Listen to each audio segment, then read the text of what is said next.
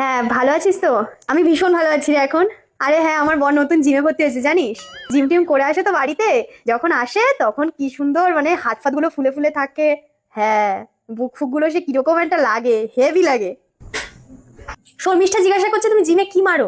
Handle handle এই dumbbell dumbbell আরে এটা মুখ থেকে বেরিয়ে গেছে। ও একদিন আসতে চাইছে আমাদের বাড়িতে, তা তুমি কি খাওয়াবে? মুরগি খাওয়াবে না ডিম খাওয়াবে? ওরে বলে একটা হট মুরগি আমাদের এখানে চাষ হচ্ছে, কালো, ঠিক আছে, এরকম হা করবে, ডাইরেক্ট এরকম মুরগি চেপে দেবো, পিছন দিয়ে একেবারে ডিম সেদ্ধ হয়ে পড়বে, ছোকলাও ছাড়াতে হবে না, এত হট।